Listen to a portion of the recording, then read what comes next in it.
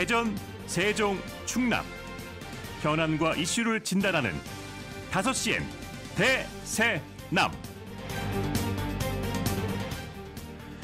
안녕하십니까. 5시엔 대세남 박명원입니다. 즐겁고 행복한 성탄 보내고 계십니까? 거리 곳곳에 불 밝힌 성탄 트리, 곳곳에서 흘러나오는 크리스마스 캐럴이 기쁨과 설렘을 전합니다. 하지만 우리 주변의 어려운 이웃들은 어느 해보다 힘겨운 겨울을 보내고 있는데요. 올해는 고물가, 고금리 등 대내외 상황이 좋지 않아 경제 사정이 더욱 어려워지면서 개인도 기업도 지갑이 꽁꽁 얼어붙었기 때문입니다. 힘든 이웃들의 겨울은 길고 외로운데 걱정입니다. 취약계층의 나눔을 실천하고 있는 신원규 대전 연탄은행 대표는 이렇게 요즘 걱정이 이만저만이 아닙니다. 한겨울 차가운 방 안을 온기로 채워주는 소중하고 든든한 연탄. 아직 대전에서 연탄을 사용하는 가구는 약 1,300가구. 이분들이 겨울나기를 하는 데 필요한 연탄은 15만 장 정도지만 경기 침체 속에 물가까지 치솟으면서 연탄 후원이 갈수록 줄어 올해 연탄 창고의 연탄을 절반도 채우지 못했습니다. 지역의 복지시설과 무료 급식소의 상황도 마찬가지입니다. 코로나19 상황이 심각할 때도 연말만큼은 활발하게 이루어지던 봉사와 후원의 손길이 최근 크게 줄었다고 합니다. 이런 가운데 올해도 어김없이 어려운 이웃을 위한 따뜻한 나눔, 희망 나눔 캠페인이 시작됐습니다. 대전의 올해 모금 목표액은 지난해보다 13% 많은 66억 9천만 원입니다. 세종과 충남 역시 각각 18억 3천만 원과 200억 3천만 원으로 목표를 지난해보다 높였습니다만 사랑의 온도탑 온도가 지난해와 달리 더디게 올라가고 있다고 하는군요. 지난 21일 기준 대전의 모금액은 약 21억 원으로 대전 도심에 설치된 사랑의 온도탑 온도가 32.5도에 머물러 있고 충남의 모금액은 약 72억 원, 나눔 온도는 35.9도, 세종은 6억 원 정도의 모금액이 모아졌고 나눔 온도는 33도를 가리키고 있습니다. 어느새 한 해의 끝자락에 우리가 서 있습니다. 녹록치 않은 세상살이 속에 서로를 보듬는 이 따뜻한 도움의 손길이 절실한 요즘인데요. 우리 사회의 낮은 곳, 어두운 곳, 또 아파서 신음하는 곳, 도움이 필요한 곳을 돌아보며 나누는 행복을 함께 느껴보시는 것 어떻겠습니까? 12월 25일 월요일 5시엔 대세남 시작합니다.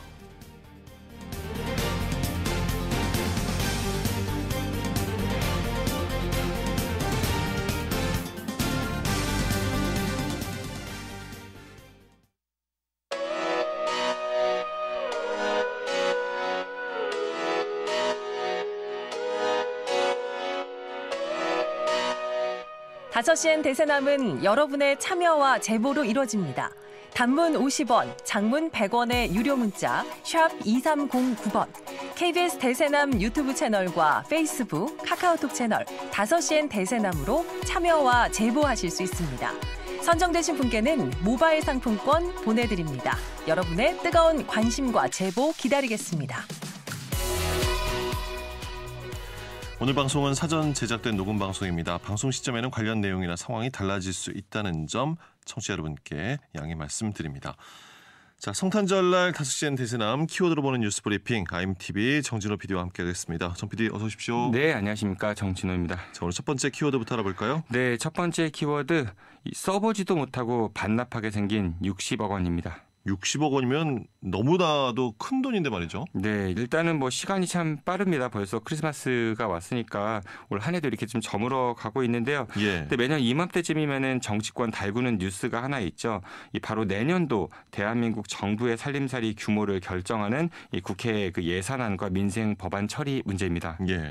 특히나 정부가 R&D와 민생 분야에서 대폭 삭감된 예산안을 국회에 제출해서 여야 간에 국회 공방이 더욱 치열했지 않습니까? 네, 맞습니다. 올해도 이 법정 처리 기한을 넘겨서요. 그 지난주 수요일에 겨우 이제 여야가 합의를 했는데요. 여야는 정부안 대비 4조 2천억 원을 감액하기로 하면서 이 국채 발행 규모도 정부안보다는 늘리지 않기로 했습니다. 예. 그리고 이제 말씀하신 대량 삭감된 그 연구개발 예산은요. 현장 연구자의 고용 불안을 해소하고 또 차세대 원천 기술 연구 보강과 뭐 최신 고성능 연구 장비 지원을 위해서 6천억 원 증액이 됐고요. 예. 그리고 입주 기업의 원활한 경영 활동과 민간 투자 유치를 지원하는 이 새만금 관련 예산 그리고 지역사랑 상품권 발행 지원 예산이 각각 3천억 원씩 증액됐습니다.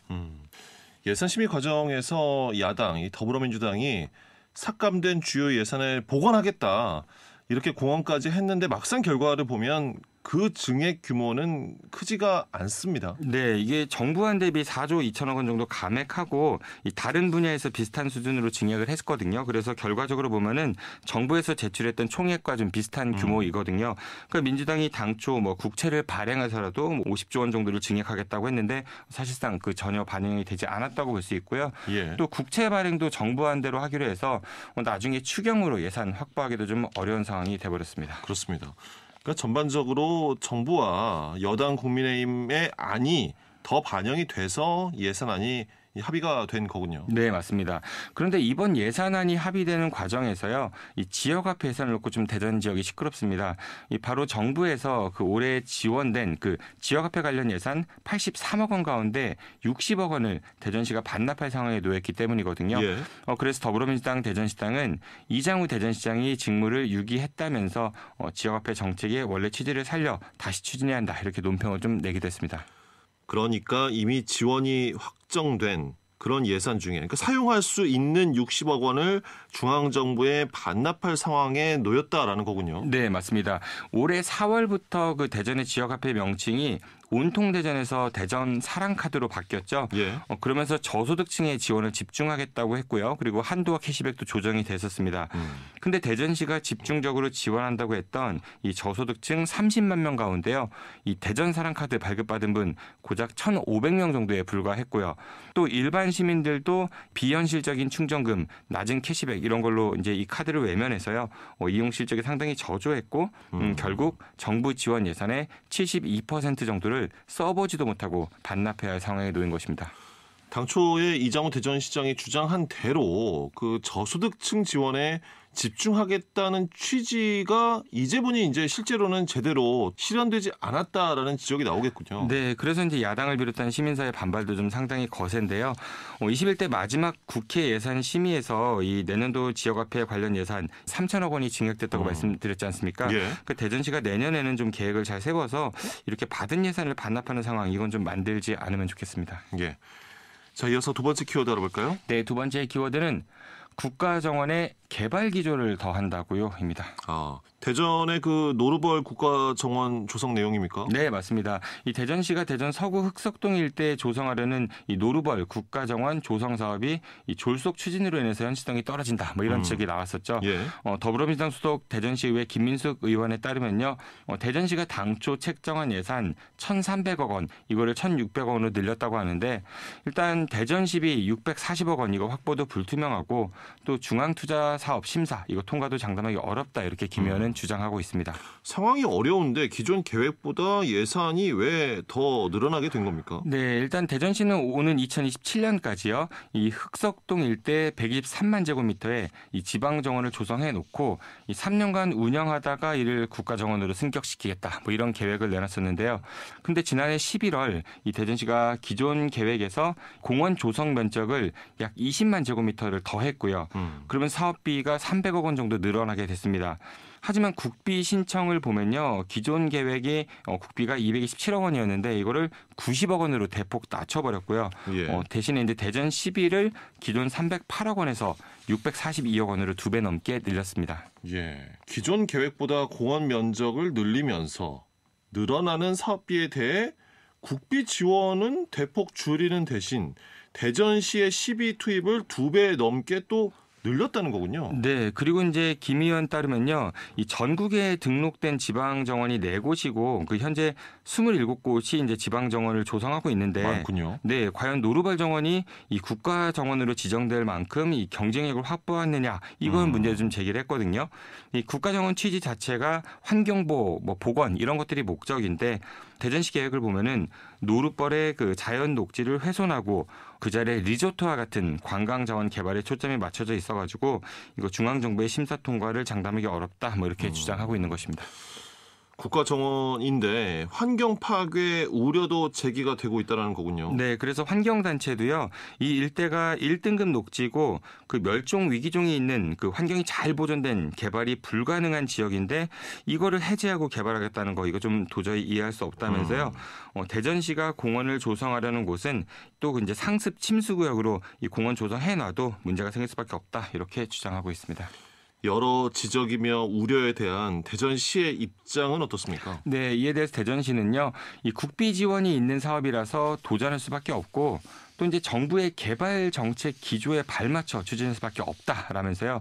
대신에 흑석동 일대가 이미 개발된 지역인 만큼 이 환경 훼손을 최소화할 수 있고 또 이제 시민 편익을 위해 추진되는 만큼 경제성 논리로만 판단하지 말아달라, 좀 이렇게 반박하고 있습니다. 예. 그러면서 이 상습 침수 우려되는 부분에 대해서는 대안을 마련해뒀다, 이렇게 좀 해명하고 있습니다.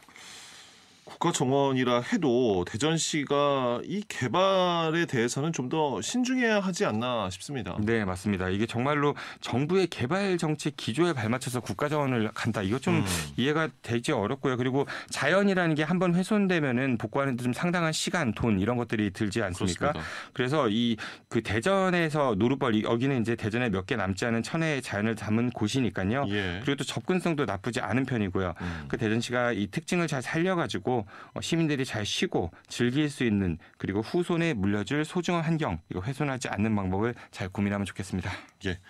자, 키워드로 보는 뉴스 브리핑 여기까지 듣겠습니다. 지금까지 IMTV 정진호 PD였습니다. 수고하셨습니다. 고맙습니다.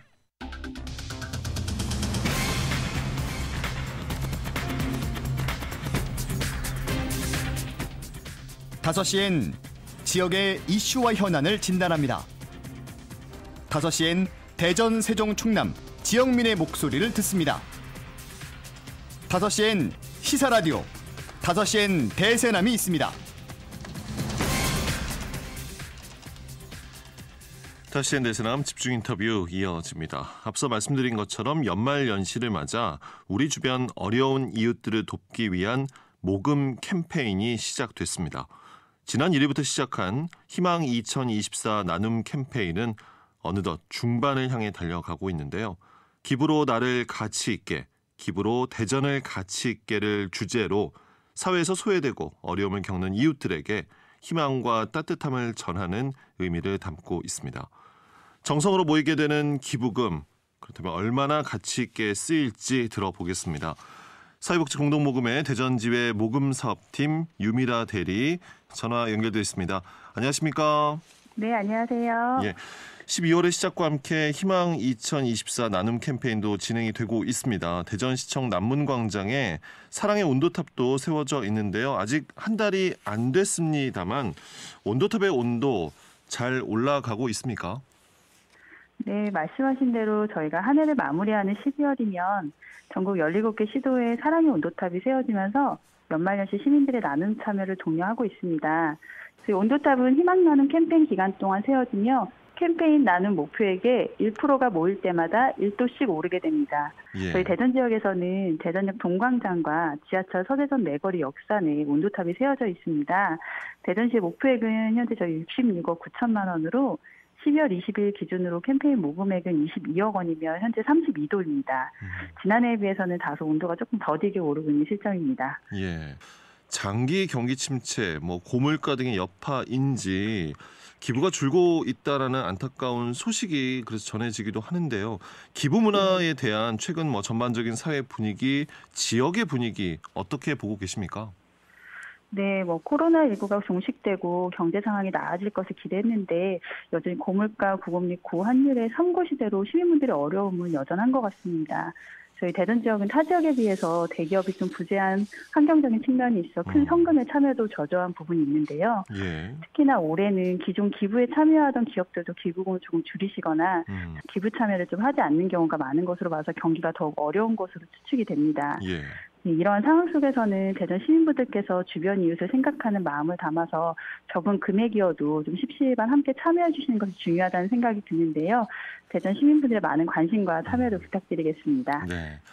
기부나 나눔을 보면 여러 사연을 가진 사례도 종종 볼 수 있게 되는데요. 대리님께서도 기억에 남는 사례 있으실까요? 네, 저희 이웃을 생각하는 따스한 마음으로 기부에 참여해 주시는 기부자님 모두가 저에게는 감사하고 소중한데요. 특히나 어려운 환경 속에서도 함께 나눔에 참여한 사례들이 더욱 기억에 남는 것 같습니다. 예. 저희 대전의 한 장애인 직업재활 기관에서는 저희 대전 사랑의 열매를 통해 기업에서 지원받은 기탁금으로 장애 청소년 목공 동아리 활동을 진행하시고 이를 통해 판매한 목공예품의 수익금을 전액 다시 기부한 사례도 있었고요. 예. 네, 매년 잊지 않고 지역사회에 꾸준하게 기부에 참여해 주시는 환경미화원 봉사단의 사연도 기억에 많이 남는 것 같습니다. 소액이지만 자발적으로 기부에 참여해 주시는 이런 훈훈한 사연들 덕분에 저희 대전 사랑의 열매도 더욱 힘내서 일하게 되는 것 같습니다. 예. 조심스러운 질문입니다만 이렇게 이웃과 나눔을 위해 모아진 성금이 제대로 사용되는가에 대해서 뭐랄까요? 걱정을 하시는 분들도 있는 게 또 사실입니다. 내가 기부한 돈이 어디로, 그러니까 얼마나 가치 있게 쓰이고 있는지 당연히 이제 궁금하실 수도 있는 부분이고요. 일단 네네. 예를 들어서 그러니까 대전에서 모인 성금은 모두 대전 지역 안에서 활용이 되는 겁니까? 어떻습니까? 네, 맞습니다. 저희 사랑의 열매는 지역에서 모은 성금은 전액 해당 지역으로 배분을 하게 되어 있습니다. 따라서 대전 지역에서 모아진 성금은 전액 대전 지역으로 지원이 되는데요. 개인분들의 긴급 의료비나 화재 복구비, 생계비 등 갑작스럽게 위기를 맞게 된 이웃에게 지원을 하고 있습니다. 예. 뿐만 아니라 최근 이슈가 되었던 양육시설에서 생활하다가 최소 보호받지 못하는 자립준비 청년에게 생필품 및 각종 교육비를 지원함으로써 성인으로서 건강한 자립을 할 수 있도록 지원하기도 하였습니다. 예, 정말 네. 우리 이웃을 위해 이제 사용이 된다라는 말씀이신데요. 나눔의 방식도 많이 달라졌습니다. 굳이 현장을 직접 가셔서 그러니까 방문하지 않아도 온라인 등으로도 참여할 수 있는 방법 이제 다양하죠. 네, 모금의 계좌로의 직접 입금과 지로 납부는 전통적인 기부 방식 외에도요. 비대면 기부로도 손쉽게 참여하실 수 있는데요. 지역 앞에인 대전 사랑카드 앱의 온정남을 통하여서도 기부에 참여 가능하시고 홈페이지를 통하여 간단한 기부에 참여하실 수 있습니다. 예. 그리고 ARS 통화도 현재 운영 중인데 060-700-0080번으로 연락하셔도 한 통화에 2,000원을 기부하며 따스한 마음을 나눌 수 있습니다. 네. 저희뿐만 아니라 KBS 대전 방송 총국에서도 성금 접수를 받고 있는데요. 예. 방문하셔서 직접 성금 접수를 하시거나 저희 KBS 성금 계좌로 참여해 주시면 뉴스 말미에 기부자 명단으로 노출돼서 조금 더 의미 있는 기부에 참여하실 수 있습니다. 예, 많은 분들의 참여 부탁드리고요. 모두가 어려운 상황이지만 이럴 때일수록 도움이 필요한 곳이 많습니다. 그런 만큼 따뜻한 온정의 손길이 계속해서 이어져야 할 텐데요. 지속 가능한 기부 문화를 정착시키기 위한 노력도 또 필요하지 않겠습니까? 네, 경제 상황이 좋지 않아 모두가 어려운 상황이지만 이런 상황일수록 우리 지역의 어려운 이웃들은 누구보다 더욱 힘들고 고통스러운 환경에 놓여 있습니다. 청취자분들 중에서도 주변 이웃을 생각하는 마음은 있지만 선뜻 용기가 나지 않아서 망설이신 분들도 분명히 많으실 텐데요. 예. 2023년에 저물어 가기 전에 작은 나눔 실천으로 한 해의 여정을 마무리해 보시는 건 어떠실까요? 저희가 십시일반이라는 말처럼 적은 금액이어도 모두가 함께 해주신다면 좌절 속에 있는 이웃들에게 큰 희망과 용기로 전해질 것입니다. 저희 대전 사랑의 열매도 보내주신 소중한 성금이 어려운 이웃들에게 고스란히 잘 전해질 수 있도록 더욱 투명하고 공정한 지원을 이어가도록 하겠습니다. 예, 감사합니다. 여기까지 오늘 말씀 듣겠습니다. 고맙습니다. 네, 감사합니다. 예, 수고하십시오. 네. 자, 사회복지공동모금의 대전지회 모금사업팀 유미라 대리와 대전 지역 모금 캠페인 진행 상황과 또 계획에 대해서 들어봤습니다. 자, 우리는 해가 가는 이맘때 주위에 소외된 이웃들을 돌아보며 사랑을 전하고자 하는 마음을 자연스럽게 가지는 것이 아닌가도 싶습니다. 종교나 신념 등을 떠나 우리 삶에 있어 또 하나의 의미가 있다 할 수 있겠죠.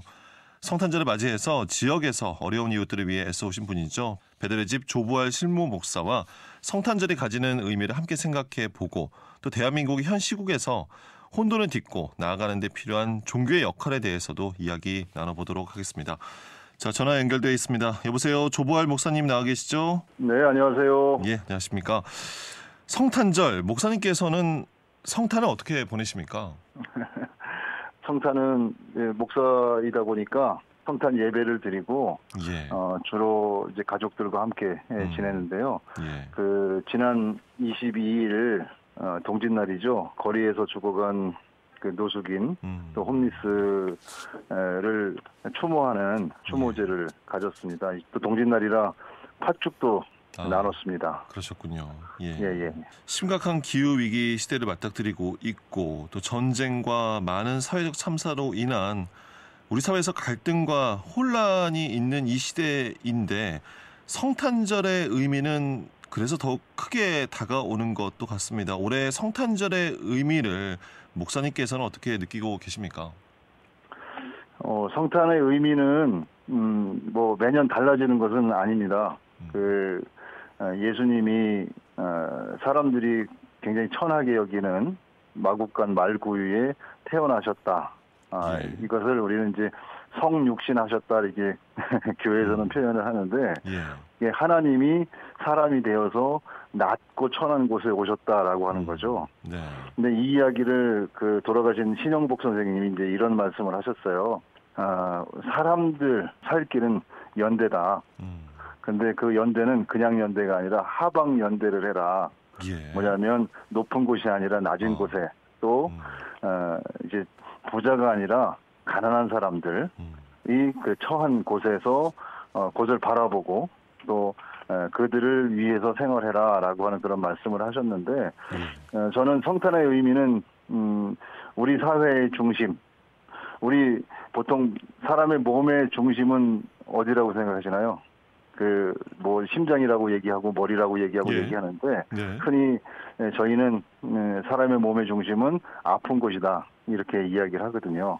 그래서 그 우리 사회의 중심은 어딜까? 바로 어려운 사람들이 있는 곳이다라고 생각을 하고 있고요. 성탄의 의미는 신이 그 아픈 곳에 오셨다. 그래서 함께 하신다라고 하는 그런 의미를 갖고 있다고 생각하고 있습니다. 예.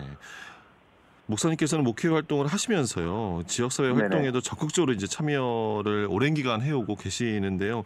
종교와 사회운동, 그러니까 뭐 사회에 이렇게 참여하는 거 서로 연결고리가 있겠습니까? 뭐 제가 종교 전체를 이야기할 깜냥은 안 되고요.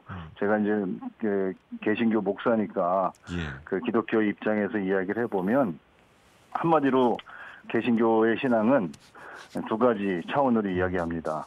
하나님 사랑, 이웃 사랑 이렇게 이야기를 하는데 바로 그 하나님 사랑을 이웃 사랑으로 실천해라라고 하는 것이라고 보고 있고요.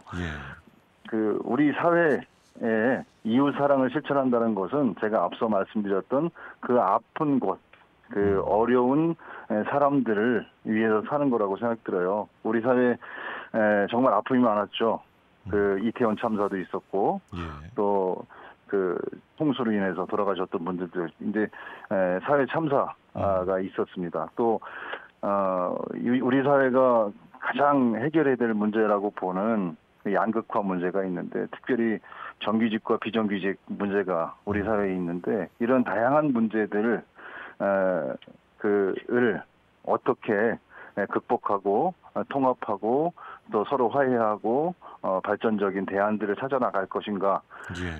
이것이 종교의 역할이라고 저는 생각하고 있습니다. 예. 목사님께서는 특히나 이제 지역의 쪽방촌 주민들 또 노숙인들을 위해서 늘 현장에서 함께 해 오고 계시고 지역민들의 입장도 어려운 곳에 입장을 대변해 주신 역할도 해 오시지 않습니까? 최근 목사님께서 지역 사회에서 관심 있게 지켜보고 계시는 뭐 분야나 사안이 또 있으실까요? 어떻습니까? 제가 그 한 20년 가까이 공공의료 운동을 하고 있습니다. 그 잘 아시다시피 저희가 한 3년 동안 코로나 팬데믹이라고 하는 아주 어려운 그 시기를 지나왔습니다. 근데 그때 코로나 그 환자들을 35개 의료원으로 대표되는 그런 공공의료기관이 한 80%를 치료를 했어요. 근데 그 의료원들이 전담병원으로 지정되면서 기존의 환자들을 다른 병원으로 전원시키거나 퇴원을 시켰습니다. 예. 그리고 이제 3년 동안 코로나 환자들을 전담을 했죠. 그러다 보니까 이제 코로나가 끝나고 네. 팬데믹이 끝나고 이제 환자들이 돌아와야 되는데 예. 환자들이 돌아오지 않고 있어요. 그래서 병실 가동률이 한 25%, 뭐 30%가 안 된다 그래요. 예. 그래서 뭐 정부에서는 6개월 동안 사실은 그 이제 지원을 했는데 이 병원이 원 상태로 돌아오려면 한 5년이 걸린다 그래요. 그렇군요. 그러다 예. 보니까 지금 뭐 적자 때문에 공공의료기관들이 굉장히 어려움을 당하고 있습니다. 예. 그래서 사실은 지금 보건의료 노조에서 서울에서 단식도 하고 그런 어떤 대안을 마련하라고 요청도 하고 있는데 그런 분야에 좀 관심을 가지고 있고요. 또 하나 더 말씀드리면 예. 대전역 옆에 그 흔히 말하는 이제 쪽방 촌이 있어요. 예. 예. 이제 여기에 뭐 한 40가구 정도의 쪽방 주민들이 생활하고 있는데 이제 공공주택 지구로 지정이 돼서 2020년에 지정이 돼서 지금 사업이 진행되고 있는데 지금 토지 가옥주들이 그 좀 반대를 해서 보상 문제 때문에 반대를 해서 답보 상태에 있는데 뭐 다행인 것은 얼마 전에 이제 10월에 그 보상 관련된 법이 개정이 됐어요. 예. 그래서 좀 이제 물꼬가 이제 트일 거다라고 기대를 하고 있지만 이 공공주택 사업은 예전의 개발 방식하고 다르게 이분들이 임시 주거지로 갔다가 다시 이제 아파트가 지어지면 이곳에 입주하는 그런 착한 이제 개발 방식이거든요. 그리고 우리 정부가 해보지 않은 방식인데 이런 것에 관련해서 좀 관심을 갖고 열심히 활동을 하고 있습니다. 예. 앞서 저희가 사회복지 공동모금회와 인터뷰도 진행을 했습니다만 경기가 이제 어렵다 보니까 기부가 많이 줄고 있다라고 합니다. 한편으로는 우리가 흔히 기부와 나눔은 뭐 거창하지 않아도 된다 이렇게 얘기는 하지만 실천으로 옮기는 게 또 쉽지 않기도 한데요. 목사님께서는 이웃을 위한 나눔 어떻게 보고 계시고 우리에게 필요한 나눔이라는 것은 무엇이라고 생각하십니까? 목사님이 또 그 신앙적인 설명을 드릴 수밖에 없는데요. 예. 기독교 신앙에서는 청지기 신앙이라는 게 있습니다. 이 청지기는 자신이 주인이 아니고 자신은 하나님께서 주신 것을 잠시 맡아서 가지고 있는 것뿐이다라고 하는 그런 신앙이에요. 그래서 교회에서 11조를 하는 이유도 내가 가진 것의 일부를 드림으로써 이것은 내게 아니라 하나님 것입니다라고 하는 것을 표현하는 신앙 실천 방법인데 저는 나눔이라고 하는 것은 이것은 내 것이 아니다라고 하는 생각에서 출발해야 된다고 생각합니다. 그것은 내 생명도 마찬가지고요. 그리고 내가 가지고 있는 소유도 마찬가지라고 생각을 하고 있고요. 그리고 그 사실은 나눔을 실천하고 싶은데 잘 몰라서 못 하시는 분들이 참 많더라고요. 제가 이제 베드레 집에서 일하면서 보면 몰라서 못했다는 분도 많고요. 어떻게 선뜻 용기가 안 나서 못했다는 분도 많고, 근데 이야기를 듣고 설명을 하면 선뜻 주머니를 여시는 분들이 많아요. 그러고 보면 우리 사회가 참 따뜻한 사회다라고 하는 것을 늘 실감하고 있고요. 그리고 어떤 이제 모금기관이든지 사회복지 단체든지요. 항상 어렵다고 그럽니다. 실제로 항상 어려워요. 그래서 경기하고 상관없이 항상 어려운 게 사실입니다. 알겠습니다. 올해가 얼마 남지 않았고 이제 곧 이제 새해가 다가옵니다. 이 시간을 통해서 청취자들께 또 시민들께 좋은 메시지 말씀 전해 주신다면요. 저는 우리 사회가 지나치게 급속하게 그 변화하고 발전했고 그 속도를 따라갈 수 없을 정도로 그렇게 빠르게 변화해 왔다고 생각하고 앞으로는 더 빠르게 변화해 갈 거라고 생각이 듭니다. 하지만 과학, 기술 이런 것들이 발전해 가더라도 우리 근본적인 우리의 생각이나 이런 것들은 뭐 변하지 않는다고 생각하는데요. 그중에 가장 중요한 것은 우리 사회를 보면서 생각되고 느껴진 것들을 표현하고 그것도 그 표현이 내 주장이나 아니면 내 욕심이 아니라 그 사회를 발전시키는 그런 생각들을 이어야 된다고 생각합니다. 그리고 그것은 공동체의 일원으로서 공동체를 발전시키고 그 발전을 촉진시키고 또 어떤 때는 감시자가 되고 어떤 때는 또 대안을 제시해서 긍정적인 발전을 꾀해야 되는데 그런 모든 것들을 한 단어로 표현하면 저는 민주시민이라고 생각이 들어요. 그래서 민주 시민의 역할을 잘 하는 그런 또 그 우리 한 사람 한 사람이 되었으면 좋겠다라는 생각을 가지고 있습니다. 예, 목사님 오늘 여기까지 말씀 듣겠습니다. 좋은 말씀 감사합니다. 네, 감사합니다. 네, 지금까지 베델의 집 조부활 실무 목사와 함께 성탄절을 맞아 나눔의 의미 또 우리 사회에서 종교의 역할 등에 대한 이야기 함께 들어봤습니다. 이어서 책으로 보는 시사 대세남 책사 오늘은 카를로 로벨리 작가의 시간은 흐르지 않는다라는 책을 소개해드립니다.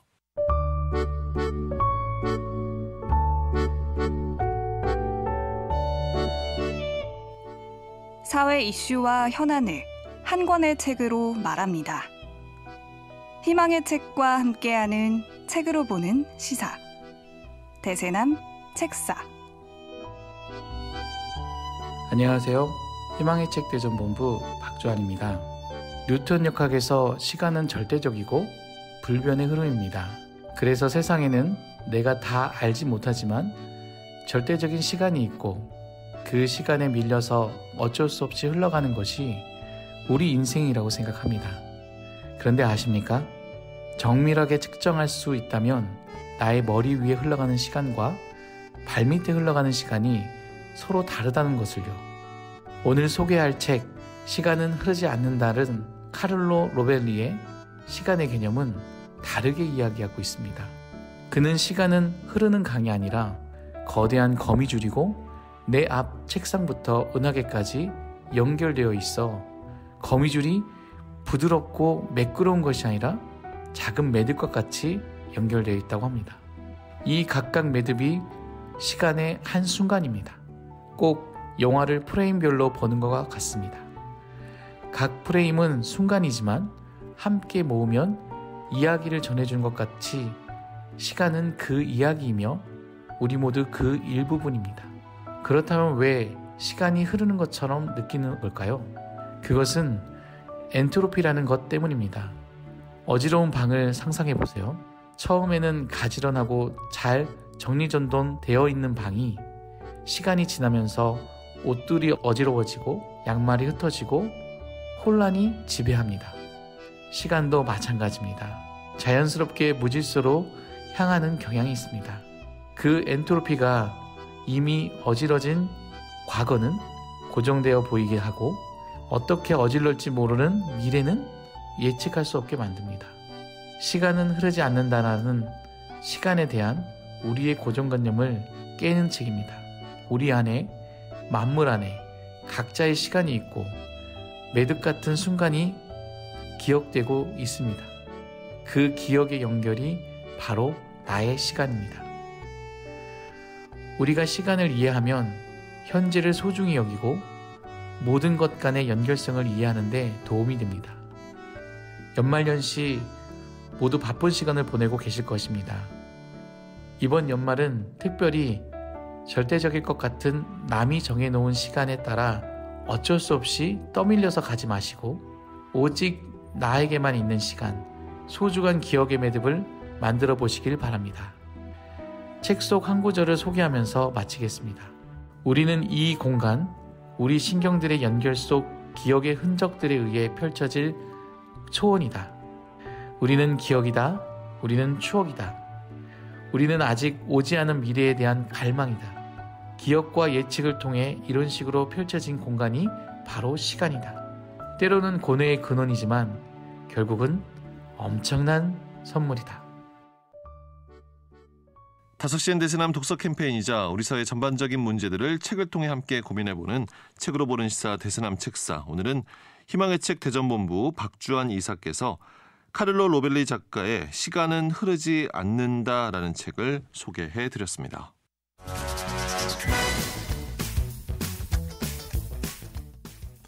오늘 방송은 사전 제작된 녹음 방송임을 말씀드립니다. 방송 시점에는 관련 내용과 상황이 달라질 수 있다는 점 청취자 여러분께 다시 한번 양해 말씀드립니다. 취재신문 기자들의 날카로운 시선으로 지역의 이슈를 진단하는 방송을 탄 기자단, 이른바 방탄기자단 함께합니다. 중도일보 임효인 기자 자리해 주셨고요. 오늘도 최윤서 기자를 대신해 충청투데이 조선교 기자 함께하겠습니다. 두 분 어서 오십시오. 안녕하세요. 자, 어느덧 2023년의 마지막 주입니다. 벌써 한 해를 마무리하는 시점이고 저는 정말 올해는 유독 시간이 빠르게 느껴졌는데 기자들도 1년 동안 지역의 여러 현장들을 직접 발로 뛰며 누구보다 바쁜 한 해 보내셨을 텐데요. 두 분께는 어떤 한 해였을지 임효인 기자에게는 2023년 어떤 한 해였습니까? 올해 여러 가지 사건 사고가 되게 많았던 것 같아요. 지난주 목요일에는 연말에 갑자기 국방과학연구소에서 폭발 사고가 나서 또 한 분이 돌아가셨고 초등학교 선생님이 스스로 목숨을 끊는 그런 사건도 있었고 학교에서도 불미스러운 일도 있었고 그동안에는 지역사회에서 흔히 일어나지 않았던 일들이 올해 유독 많이 일어나서 좀 그런 것들에 많이 쫓았던 한 해였던 것 같습니다. 안타까운 사고도 있었고 마음 아픈 한 해가 또 아니었나 기자도 느꼈고요. 조선교 기자에게는 2023년 어떤 한 해로 기억이 됩니까? 저는 이제 제가 담당하는 대학에 대해서 좀 관련해서 얘기를 하자면은 원래 이제 대학이라는 기간이 이때까지는 좀 정적인 기자들에겐 그런 출입처였다면은 올 한해는 좀 많이 급변한 정책들이 많아서 보통은 이제 지역 소멸 위기의 어떤 선봉 역할 이런 걸 좀 기대하면서 대학에 대한 정책들이 너무 많이 바뀌다 보니까 올 한해 이 방향성이 맞는지 우리가 올바른 길로 가는 것인지 이런 좀 의문을 많이 갖고 저도 취재하게 되던 지역민들께서도 정부의 지역 대학과 관련된 시책이나 사업들 따라가기도 바빴던 것 같아요. 여러 개가 또 있다 보니까 동시에요. 네, 대학 구성원들도 이제 좀 정신없이 모두 한 해를 보낸 걸로 알고 있습니다. 오늘이 2023년 방탄기자단 코너 이제 마지막 시간인 만큼 두 분과 올 한 해를 정리하는 시간 가져볼 텐데 앞서 우리가 간단하게 이야기 나눴지만 두 분께 올해 방탄기자단 버전의 대전시 올해의 뉴스를 좀 뽑아주십사 제작진이 미리 좀 요청을 드렸습니다. 어떤 뉴스를 갖고 오셨을지 임효인 기자가 뽑은 뉴스부터 들어볼까요? 네. 2023년은 대덕 특구가 출범한 지 50주년이 되는 해인데 그렇습니다. 이 성과들이 많이 주목받지 못한 것은 물론이고 과학기술계가 많이 위축되는 그런 한 해였다고 생각을 해서 오히려 위축된 한 해였다. 저는 관련된 좀 그동안의 논란들을 가장 큰 이슈로 꼽았습니다. 그렇습니다. 대덕 특구 50주년을 맞이하는 해였는데 50년의 성과를 자축하기보다는 오히려 현장에서 많은 혼란과 또 말씀해 주신 것처럼 지적해 주신 것처럼 오히려 위축감을 느끼고 많은 불만들이 나온 한 해가 아니었나 싶거든요. 일단은 50주년을 기념하는 행사 예산 자체가 예산을 수립하는 과정에서 굉장히 많이 쪼그라들어서 약간 그 시작부터가 그렇게 좋게 시작이 되지 못했습니다.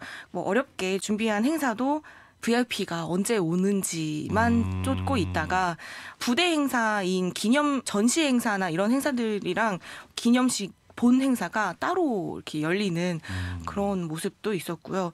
극적으로 예산이 일부 회복이 되긴 했습니다. 그런데 R&D 예산 삭감 논란이 굉장히 커다란 이슈였는데 행사 당일에 연구자들이 이렇게 목소리를 내고 있는 피켓팅을 하는 그 장면도 대통령 경호실에 좀 과도한 그런 경우 때문에 또 논란이 되기도 했고 전반적으로 되게 아쉬움이 많았습니다. 우주항공청 논란, 예산 삭감 이런 것들이 대덕특구 50주년을 많이 알리고 기념하고 칭찬해주고 앞으로의 미래를 위한 계획을 좀 짜야 되는 이 시기가 다음 50년을 그려야 하는 이 시기였는데 그런 것들이 없이 과학기술이라는 국가의 미래가 달린 그런 투자에 조금 소극적이어서 분위기가 많이 침체됐던 그런 모습을 봤습니다. 네, 언급해 주셨지만 2024년 예산안에서 여야 간에 참 쟁점이었던 그 연구개발 예산, R&D 예산이 그래도 정부안 대비 소폭 증액은 됐습니다. 네. 연구 현장의 이후 반응은 어떻습니까?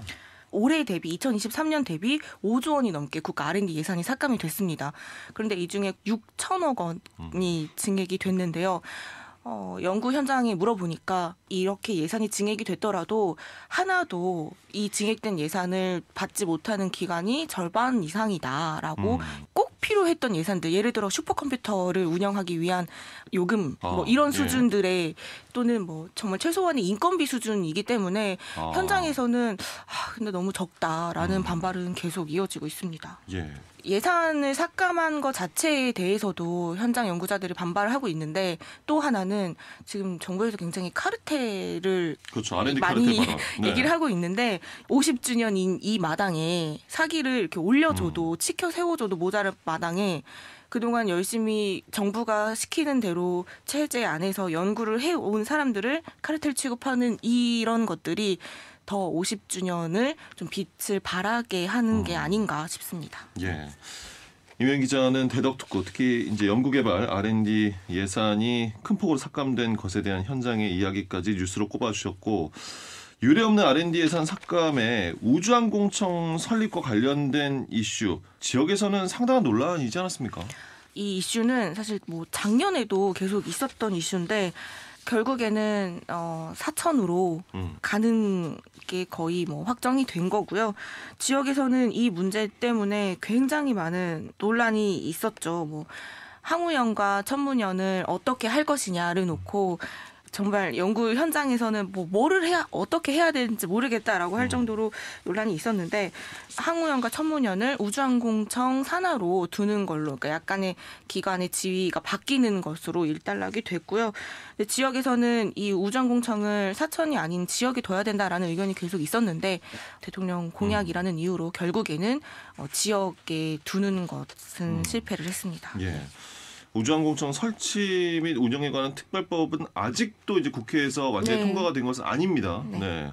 오는 28일로 예정된 국회 본회의에서 정말 이번에는 처리가 되는 것인지 지역에서 관심이 모아지겠고요. 조선교 기자님은 어떤 뉴스를 뽑아 오셨습니까?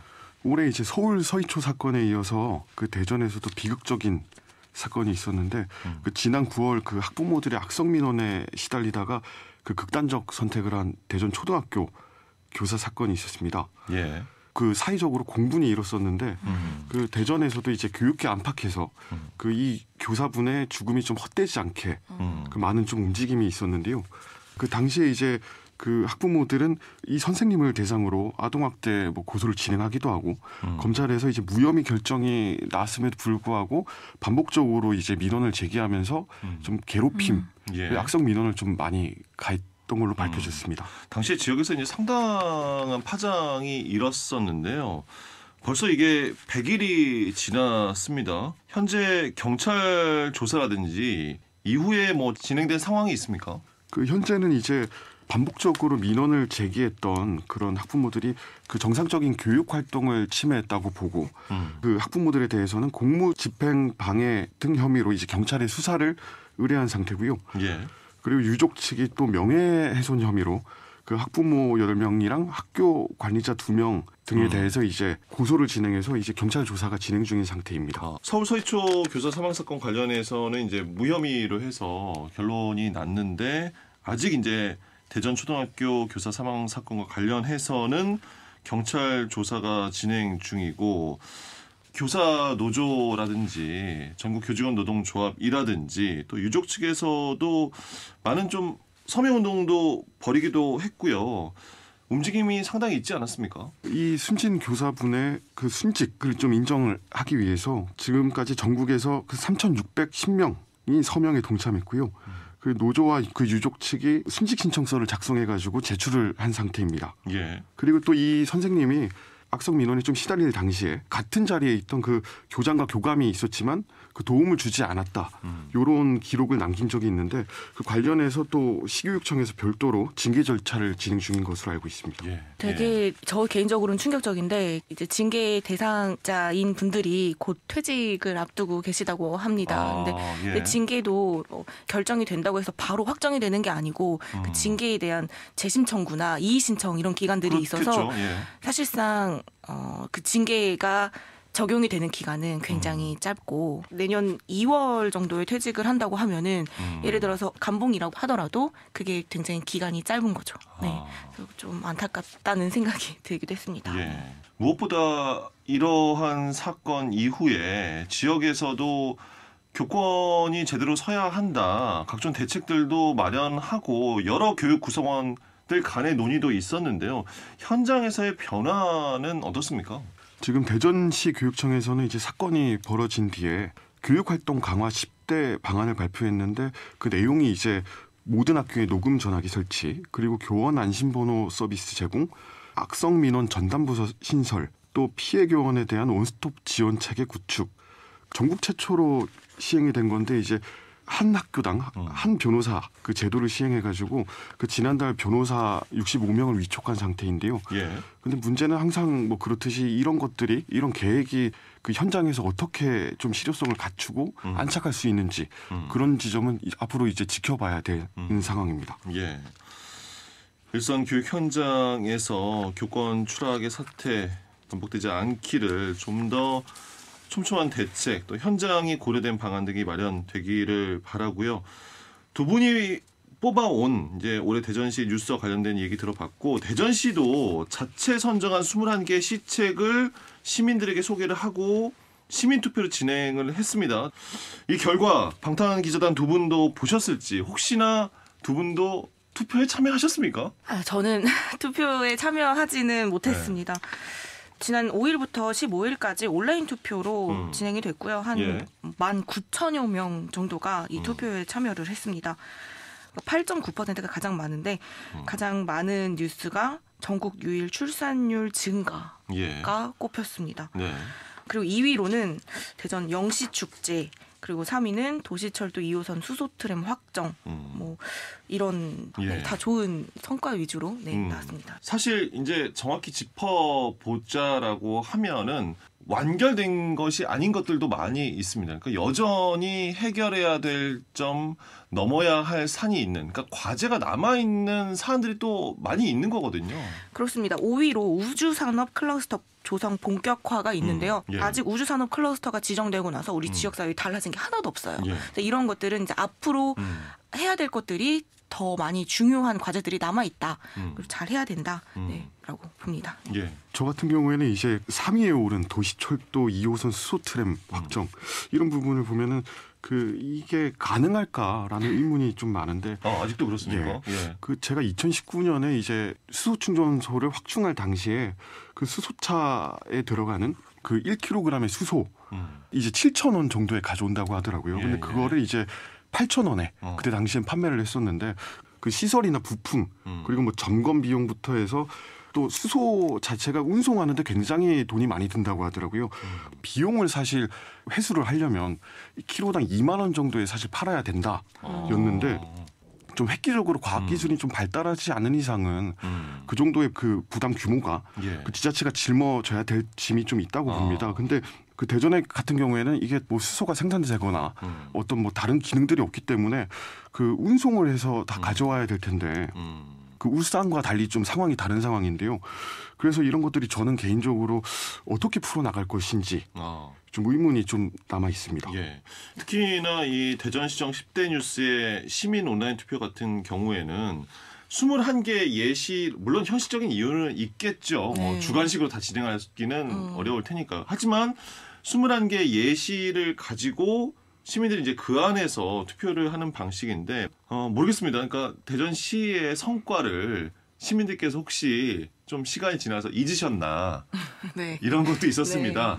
앞으로 이런 거 우리가 꼭 추진하려고 하는 뭔가 근거를 마련하려는 듯한 그런 느낌을 줄 수 없어요. 그렇다면 대전시가 자체적으로 뽑아가지고 발표를 하면 차라리 낫지 않을까 싶어요. 대전시가 뽑은 10대 뉴스, 5대 뉴스를 뽑아서 발표를 하고 홍보를 하면 상관이 없는데 그 정해져 있는 후보 중에 시민들의 투표를 받는 게 과연 얼마나 의미가 있는지는 잘 모르겠습니다. 이게 매년 지자체에서 이런 시정이나 뭐 군정이나 뭐 기초단체에서도 마찬가지인데 그 몇 가지 뉴스를 뽑아가지고 선정을 할 때마다 그 매번 느꼈던 게 이런 자화자찬식의 어떤 그 뉴스를 발굴해서 하는 거 약간 좀 이런 거에 과연 행정력을 그 쓰는 것이 맞는가. 적어도 약간 좀 시민 중심의 지방 정부라면 내년에 어떤 것들이 해결됐으면 좋겠느냐. 아니면 좀 무엇이 가장 큰 시민이 바라보는 좀 현안인가. 오히려 좀 이런 거에 투표를 하고 선정을 했다면 좋지 않았을까 하는 생각이 듭니다. 그러니까 아직 그러니까 결론이 나지 않았거나 시민들이 아직 이루어지지 않은 것들인데 됐으면 하는 바람들이 좀 담긴 투표가 진행됐으면 좋겠다 이런 말씀이시군요. 예. 그 언론사들도 매년 이런 뭐 10대 뉴스나 주요 뉴스를 선정을 합니다. 저희 중도일보도 10대 뉴스를 선정을 했는데 편집국에 있는 기자들한테 생각하는 이슈들을 몇 개씩 적어서 내라라고 해서 취합을 합니다. 근데 10개 뉴스를 선정해서 놓고 보니까 사실은 좋은 것보다는 나쁜 뉴스가 더 많았거든요. 올해 올 한 해 지역사회에서 일어난 일들이. 이 대전시가 시정 홍보를 하기 위해서 이 10대 뉴스를 뽑는 건 알겠지만 좀 너무 좋은 것만 뽑아놓고 나열을 하는 게 아닌지 좀 현실성이 떨어지고 잘 와닿지 않는다는 생각이 들었고요. 대전 충남 민주언론 시민연합 민언련이 이제 2023년 10대 뉴스 후보를 발표하고 제가 개인적으로 뽑은 역시 거는 뭐 온라인 시민 투표로 진행하는 거죠. 네. 그 중에 저는 전세 사기 피해자에게 미온적인 대전시, 그리고 위태로운 교권, 용산초 교사의 극단적 선택과 학교 안에서의 칼부림, 그리고 비전문기관의 대전시 센터 위탁, 그리고 폐소로 이어져 이렇게 3개의 뉴스를 꼽았는데 대전시가 발표한 10대 뉴스와는 뉴스의 결이 많이 비교된다라는 생각이 들었습니다. 자, 한 해 동안 지역 이슈와 뉴스의 뒷이야기들을 방탄기자단 이 코너를 통해서 지역민들께 전해드렸는데요. 두 분 기자들은 내년에는 좀 이런 모습을 지역에서 보고 싶다. 그리고 기자로서 이런 소식을 꼭 전해드리고 싶다 하는 내용이 있을까요? 저는 좀 화합하고 책임 있는 그런 모습을 보고 싶다는 생각을 많이 했습니다. 예. 내 편, 내 사람, 내 이익만 챙기는 게 아니라 소외된 이들 그리고 고통받고 힘들어하는 이들을 좀 고려하는 지역사회가 됐으면 좋겠다라는 생각을 많이 했고요.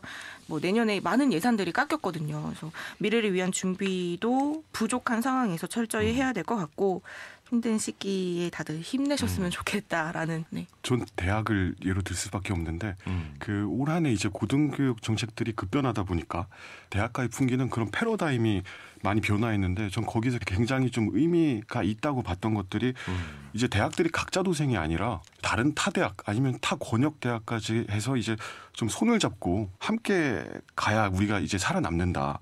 이런 모습들을 지금 많이 보여주고 있거든요.